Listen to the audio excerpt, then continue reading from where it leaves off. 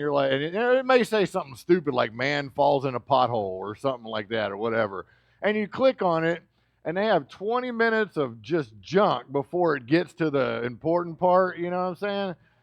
Yeah, or whatever it is. They kill time for 20 minutes on the video before the important part comes.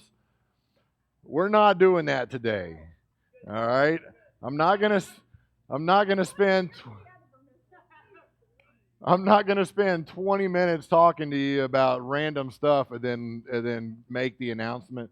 We're gonna make it right up front, and then we're gonna talk about it. And we're gonna have the rest of the service to talk about it. In fact, we are going to open this up to a Q&A kind of after we finish up today. So here it is. Some of you already know because Melanie and I have met with you personally, but Melanie and I are resigning from the church. And we're resigning from the church, and it's not going to happen immediately. There is a group of people that have decided to take over and try to push forward. I'm sorry, Kirsty. There's a group of people that are going to push forward with the church. And I want you to know the timeline. We're going to be here until October 15th. On October 15th, we'll celebrate our anniversary. It'll be a 15-year anniversary for the church. But at that time, that will be Melanie and I's last Sunday here. And there will be a group of people that will take over from there. You'll hear from Mark in a minute that will be talking to you, and I believe those people will also come up and share with you their vision of where the church is going and what will happen. With that being said, I'd like to now spend the rest of my time talking to you about why. Okay? And I think I probably need to do this before you share, but do you want to share first or do you want me to wait? Okay. So it was probably November, December of last year whenever I started feeling like our time as leading and pastoring here was coming to a close. And I didn't know what that looked like. I just felt it. I didn't act on it immediately. I did what any wise Christian ought to do, which is take some time and meditate on it and pray about it and think about it and meditate on it and pray about it and think about it because it's such a big thing. And we've been here for 15 years. But I felt that that time was coming to an end, and there was two major things that really weighed on me about this. First of all, I want to make it clear that it was not anything that anybody did or that anybody didn't do. Okay, so this is not your fault at all or anybody else's fault. This is a season that's coming to a close for us, and it has some reasoning behind it, though. It's not necessarily the easiest to say, but ultimately, I realized that probably beginning of the year that I lost the desire to lead the church. I lost the desire to push a vision for the church. I lost the desire to do all of the administrative stuff that goes along behind the scenes. The only thing I haven't lost the desire for is to preach the Word of God. And I believe that's a gift that God's given me. And I believe that He will use me eventually later on in the future to do the same thing. Now, I don't know at what level.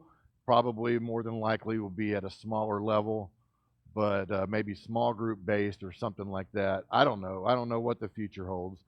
I don't know what He's doing. I just know what He's done. It's kind of a good little line for today. But just a little kind of window into what's happened over the last year or so.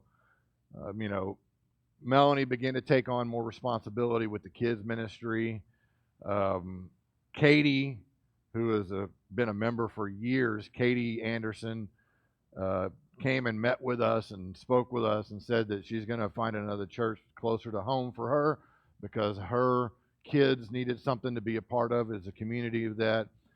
So Melanie even took on more responsibility with that. Chaz then left in February. Chaz resigned in February and moved on. He got married at what? Both of these people had nothing wrong against us or nothing to say against us, bad or a church or anything. It was just another season for them to move on as well. Okay, I'm going to make that clear.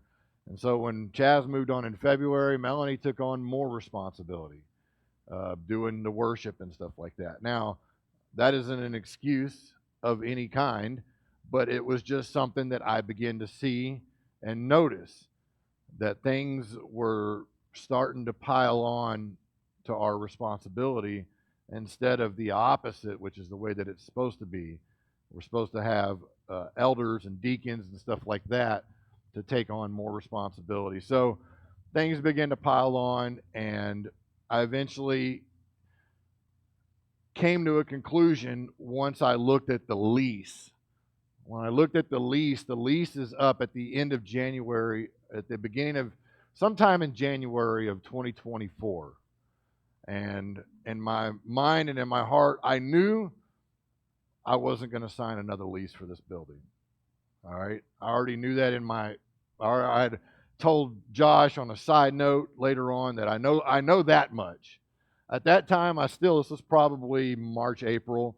At that time, I still hadn't come to a conclusion that it was completely time. But once I saw people kind of step into action and talk about, well, what's the possibilities of us getting another facility or whatever, I came to the realization that I don't want to do that. I don't want to move into some other place and try to push the church forward because I've lost that desire and that vision to push the church. I've lost the desire to have these staff meetings over and over again and try to challenge our staff to push the church forward and to have new members classes. And I don't know if you've noticed this or not, but we haven't had one event this entire year. And honestly, I haven't heard anybody complain about it, but we haven't had an E3 fellowship. We haven't had a crawfish boil that we normally have. We didn't do our chili cook-off this year. Again, we haven't done any fellowships of any kind.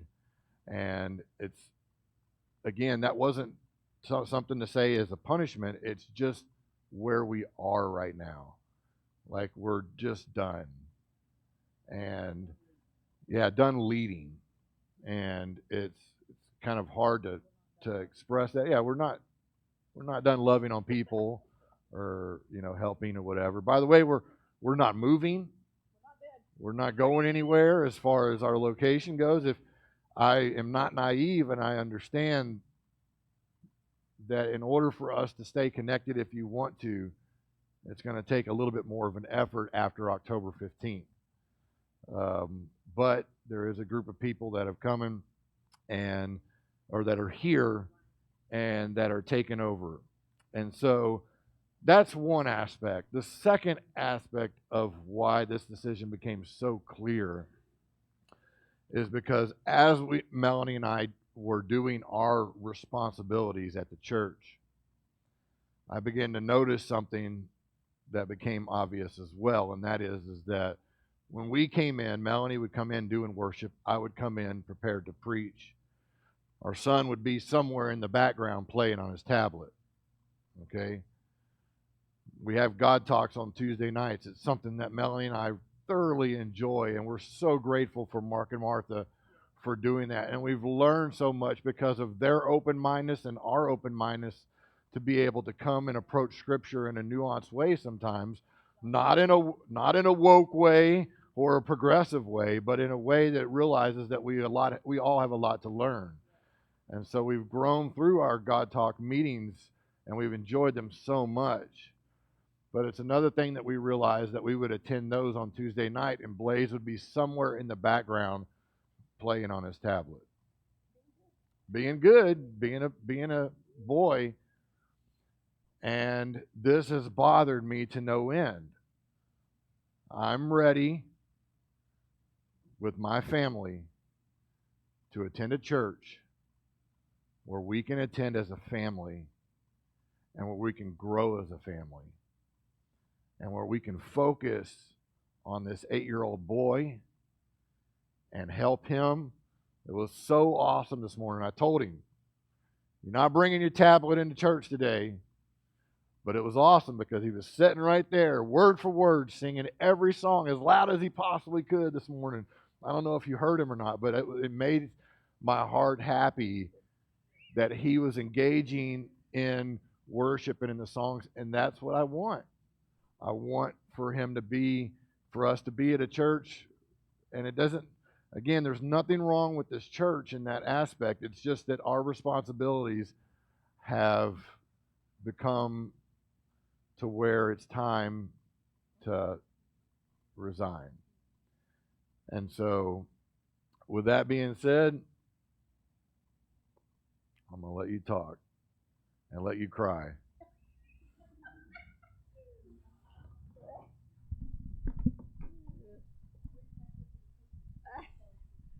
Well, yeah, that's all right. You know what happens when you cry and you use tissue? It ends up staying on your face. That's why I'd stop using them.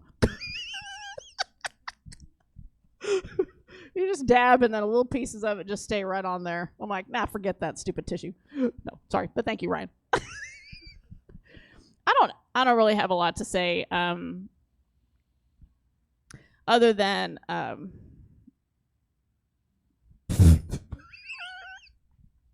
cry. That's all I got. All I got is tears. You know, the Lord brought us here to love, and I am very thankful that we've been able to love everybody. I can't do this. So, love you too. However, I agree that I'm ready to let all the responsibility go too. The Sunday morning, the Sunday after we moved back in, and the blasted Wi-Fi wasn't connecting, so I couldn't turn on the AC, so I had to come up here and turn them on, and then I had to get the donuts because Pops and Woman were coming back from Louisiana, and I'm, getting everything on. I'm like, I'm tired. Wah.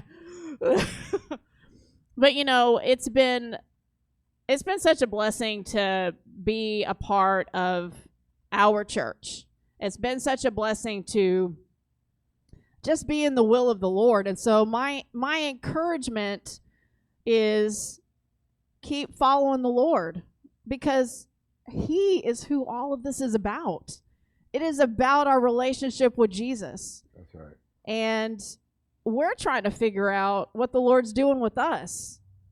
And so my charge to you is to continue to push forward together and with the Lord. And, honestly, let me backtrack us a little bit. So we met with our parents and told them that we were done. When we met with Josh and Nina, Josh was mad.